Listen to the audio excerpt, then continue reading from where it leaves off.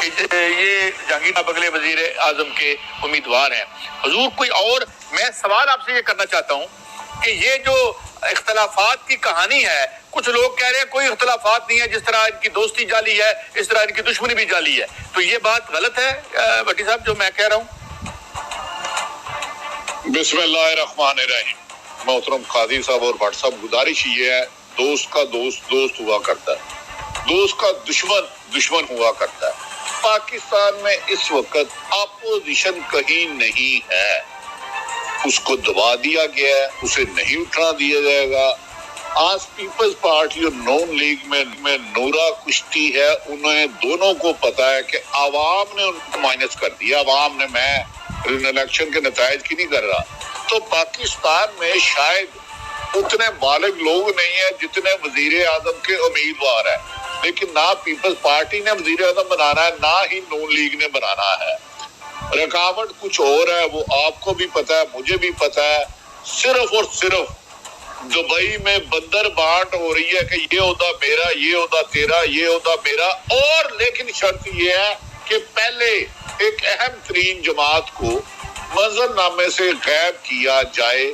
پہلے دن بھی یہ گزارشات آپ جیسے صاحب علم کے سامنے کر رہا تھا، آج بھی کر رہا ہوں، اور حقیقت بھی یہی ہے. تو لہذا یہ سیاسی جماعتوں کو ڈسکس کرنے کی بجائے دیکھیں کیا پاکستان میں مہنگائی 14 مہینے میں بڑھی ہے، لوگوں کی قوت خرید بڑھی ہے، آپ کی ایکسپورٹ بڑھی ہے، آپ کے قرضے کم ہوئے ہیں. آئی ایم ایف سے جو ڈیل کے وعدے کیے تھے، کسی نے اپنے کپڑے بیچ کے آٹا سستا کیا ہے.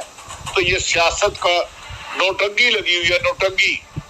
ان کی چابیاں کسی کے پاس بھی، میں آپ کو گارنٹی دے رہا ہوں، نہ نون لیگ کے پاس فیصلے کی ڈیسیژن پاور ہے. بھٹی صاحب ایک بات تو ہے نا، یہ تو بھٹی صاحب ایک بات تو ہے نا، جہانگیر ترین صاحب بہرحال ان کی ایک ہے سیاسی سٹینڈنگ، اتنے کنٹروورشل نہیں ہے جتنی یہ دو پارٹیاں ہو چکی ہیں.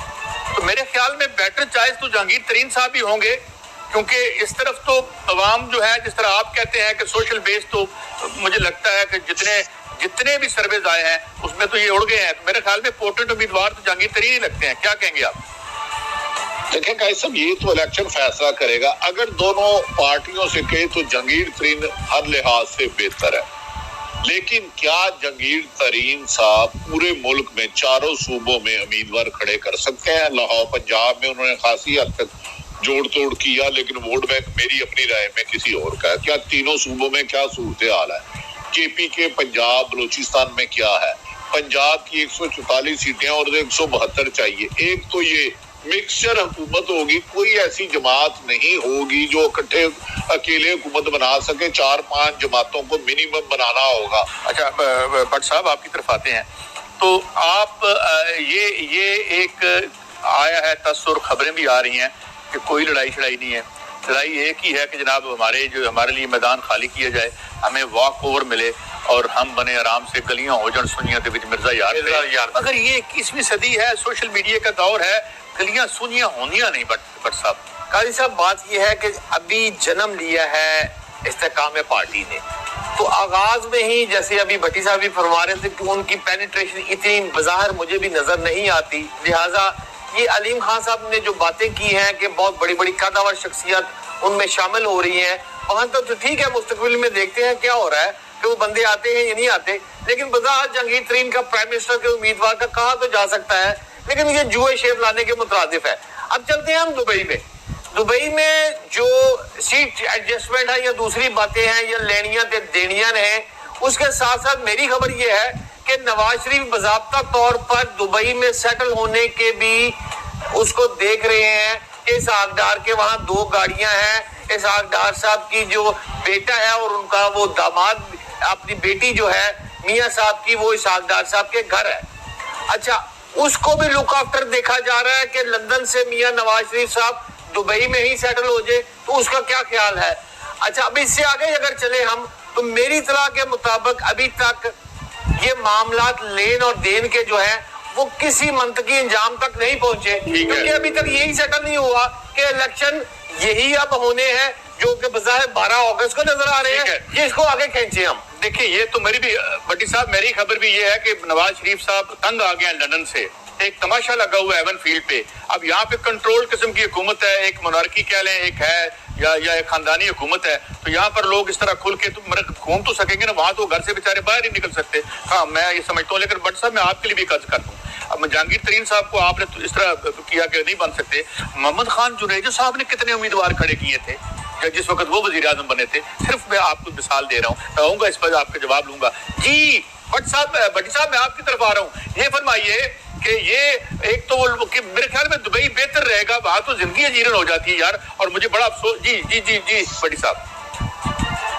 اگر کیسا گزارش یہ ہے کہ ایک اہم ترین خاندان نے 1 کروڑ پاؤنڈ کی انویسٹمنٹ کی ہے مئی کے پہلے ہفتے دبئی. ان کے لیے نواز شریف صاحب کے لیے دبئی سیٹ 1 کروڑ پاؤنڈ بٹی صاحب. جی یہ کم بتا رہا ہوں, اس سے چھوٹی سی رقم ہے لیکن یہ مائنر تھی. تو دبئی, امریکہ, یو اے, سعودی عرب میٹر نہیں کرتے. دیکھیں یو کے میں نا ایک پرابلم ہے کہ آپ ادھر کسی کی زبان بند نہیں کر سکتے.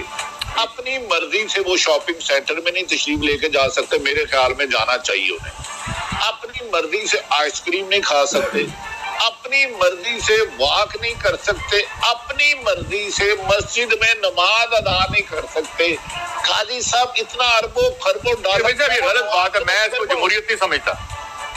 نہیں, یہ واقع کسی کو نہیں کرنا چاہیے. میں کہتا ہوں اتنا محترم نواز شریف کا حق ہے جتنا ادھر بھی کسی بھی یو کے نیشنل کہ دبئی کیا ہے, ادھر بادشاہ کا اٹھا کے کوئی پھینک دے کے 10 سال اندر ہی نہیں آئے گا. ادھر وہ اپنی مرضی سے, ان کا ایک قریبی دوست ملا ہے جو ان کو کھانا پچھلے 15-20 سالوں سے بھیج رہا ہے. وہ کہتا ہے میں نے 2 دفعہ کہا کہ کھانا سر آپ ہوٹل آئے, تو انہوں نے کہا جو نعرے لگیں گے میرے خلاف وہ تم جواب دو گے.